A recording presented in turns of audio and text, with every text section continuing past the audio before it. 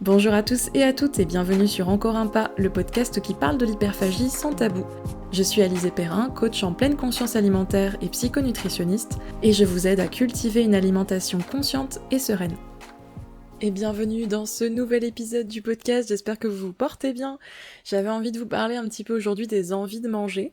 Je sais pas si vous avez déjà eu ce genre d'envie où vous avez senti que vous aviez pas forcément faim physiquement, mais vous aviez envie de quelque chose. Et là vous vous êtes dit, ouais mais bon j'ai pas faim donc je devrais peut-être pas manger, c'est peut-être pas bien, c'est qu'une envie donc là c'est pas légitime de manger. Moi j'entends beaucoup ça en accompagnement et ça m'a inspiré pour vous faire un petit épisode là-dessus pour vous aider à déculpabiliser et à vous donner encore des clés pour faire la paix avec la nourriture. Parce que y a vraiment rien de mal à ça, on va un petit peu décortiquer le truc ensemble pour que vous compreniez un petit peu ce fonctionnement avec la nourriture qui est tout à fait normal en fait, qui est tout à fait sain, on va en parler. Et je vais peut-être d'abord vous donner un exemple pour que vous voyez un peu de quoi je parle, mais l'autre jour en consultation avec une cliente, elle me raconte qu'elle se sent mal et qu'elle a fait une compulsion il y a pas très longtemps, parce que, donc moi je lui demande un petit peu de détailler, du coup je lui dis alors qu'est-ce qui s'est passé, on va creuser ensemble et tout ça. Et elle me raconte que, un jour, elle a eu envie de biscuits. Elle me dit voilà, j'ai eu envie de biscuits au chocolat alors que j'avais pas faim. J'avais mangé juste avant, j'avais pris mon repas environ 1 heure avant, mon déjeuner, et là j'ai eu envie de biscuits au chocolat 1 heure après, et franchement, je comprenais pas, parce que j'avais pas de faim physique, j'avais quand même envie de ces trucs-là, et voilà pourquoi elle s'est sentie coupable. Et elle en a mangé quelques-uns, peut-être 2 ou 3, et ensuite, elle se sentait super mal, et elle s'est dit que c'était pas bien, et voilà pourquoi elle m'en a parlé. Et elle m'a dit, c'était ça ma compulsion. Et du coup, j'avais envie de vous rappeler quand même la différence entre une envie de manger émotionnelle et une compulsion. Parce que là, ce que cette personne m'a décrit, c'était une envie de manger émotionnelle. Culpabilisante, certes, mais c'est une envie de manger. Et ça nous arrive très fréquemment, c'est tout à fait normal. Une compulsion, c'est quand même autre chose. En termes de quantité, déjà, une compulsion, ça va être largement supérieur à 2-3 biscuits. C'est des quantités supérieures à la normale, par exemple, ça peut être un paquet de biscuits. Et puis ça va être surtout compulsif, impulsif, c'est-à-dire que la compulsion, on va manger gober en fait. On va manger assez rapidement, sans vraiment prendre de plaisir. Il y a un sentiment de honte, de dégoût. On va manger souvent jusqu'au trop-plein. Ce qui caractérise vraiment une compulsion, c'est la quantité et c'est la perte de contrôle. Or, dans ce qu'elle m'a décrit, c'était une envie. Par contre, cette envie l'a fait se sentir pas très bien. Mais parce que pour elle, c'était pas une envie légitime, parce qu'il n'y avait pas de faim physique. Et je lui ai dit attention du coup à pas mettre l'étiquette compulsion à chaque fois que vous mangez en sortant de votre cadre, à chaque fois que vous vous sentez coupable de manger, si vous mettez tout le temps l'étiquette compulsion, ça va faire que renforcer la culpabilité, renforcer le contrôle alimentaire. Donc voilà, moi, ce que j'avais envie d'aborder aujourd'hui dans le podcast, c'est est-ce que manger sans avoir de faim physique, c'est vraiment le problème? Est-ce que ça signifie qu'on a une relation dysfonctionnelle avec la nourriture? La réponse est non, bien sûr. Comme je vous le dis, voilà, manger sans avoir faim, manger par envie, par recherche de plaisir, c'est un comportement humain normal. Et d'ailleurs, on est tout le temps en recherche de plaisir et de satisfaction avec la nourriture. Ce qui pose question, c'est pas l'absence de faim, c'est le contexte, c'est la rigidité, la souffrance, la perte de contrôle. Donc, pour résumer, manger sans ressentir la sensation de faim, c'est pas une compulsion alimentaire, et c'est pas quelque chose de mal. Par contre, si vous ressentez, comme cette cliente, de la culpabilité en mangeant, là c'est important d'en parler. Vous êtes légitime à demander de l'aide. Même si c'était pas une compulsion ou de l'hyperphagie boulimique, donc c'est important de pas mettre d'étiquette compulsion là-dessus, c'est quand même pas normal de vous sentir coupable. Mais alors, pourquoi on a appris que manger sans faim, c'est quelque chose de mal? Déjà parce qu'on on baigne dans une culture des régimes.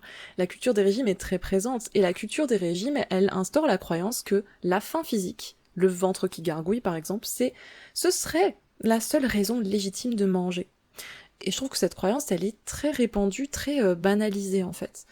Et que manger par plaisir, c'est un manque de volonté, c'est un excès, c'est de la gourmandise, et ça a presque une sorte de valeur morale, genre c'est pas bien quoi. Manger en dehors des repas, oulala, problème. Et donc, beaucoup de personnes vont avoir un contrôle alimentaire basé sur la faim. Moi, c'est ce que j'appelle le régime de la faim et de la satiété. Plutôt que de compter les calories, Ce sont des personnes qui vont se dire qu'il faut manger uniquement quand on ressent de la faim physique et arrêter quand on n'a plus faim, sinon c'est pas légitime. Et le problème avec cette mentalité, c'est que ça peut mener à terme à faire des compulsions alimentaires, puisqu'au final, il y a tout un cercle vicieux qui va se mettre en place. Donc, le truc, c'est d'aller vraiment légitimer, normaliser les envies de manger sans avoir faim. Comprendre pourquoi on mange parfois sans faim physique. Et comme je vous le disais, c'est normal, en fait, on est tout le temps, constamment en recherche de plaisir et de satisfaction quand on mange, déjà, premièrement. Et ça, qu'on ait faim ou pas faim, en fait, vous allez quand même tout le temps aller vers le truc qui va vous satisfaire quand vous mangez. On va pas se nourrir de poudre sans goût, en fait. Donc ça, c'est normal. Et bon, il y a aussi les habitudes, le contexte. Parfois, on peut manger aussi parce que c'est comme ça, au niveau des horaires, on n'a pas trop le choix, ou parce qu'on est dans un contexte festif. On va aussi beaucoup manger pour réguler nos émotions, et ça, c'est quelque chose qui est très diabolique.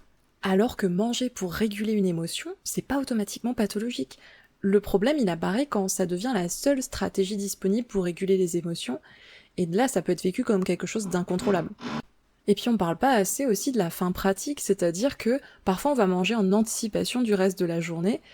Par exemple, vous avez pas la possibilité de manger jusqu'à très tard dans la soirée, le midi vous allez peut-être vous blinder un peu plus, donc on peut manger sans avoir spécialement faim, mais parce qu'on sait qu'on va pas pouvoir manger avant très longtemps. Ça c'est vraiment manger par anticipation, et ça aussi c'est tout à fait normal. Et en fait, la peur de manger sans avoir de faim physique, la peur de répondre à vos envies émotionnelles ou pratiques, ou d'anticipation, va vous éloigner d'une relation apaisée à la nourriture, parce que vous n'allez plus faire confiance à vos ressentis, et c'est là qu'il y a un risque de faire des compulsions. Parce qu'il y a un véritable cercle vicieux qui se met en place. Si vous pensez « je ne dois manger que quand j'ai faim », du coup vous allez culpabiliser quand vous allez manger en dehors de votre faim, on est bien d'accord, ce qui va vous créer des interdits. Déjà, vous vous dites, non, faut pas faire ça, et puis, potentiellement, vous allez aussi interdire certains aliments. Les aliments vont devenir beaucoup plus obsédants, à cause de l'interdit. Les épisodes de perte de contrôle vont se créer, ou augmenter en tout cas. Pour commencer à sortir de ce cercle vicieux, vous pouvez vous poser quelques questions, comme par exemple, est-ce que je choisis de manger, ou est-ce que là, je me sens obligée de manger ? Est-ce que j'arrive à manger sans faim, sans culpabiliser ensuite, ou est-ce qu'il y a quand même de la culpabilité qui est là ?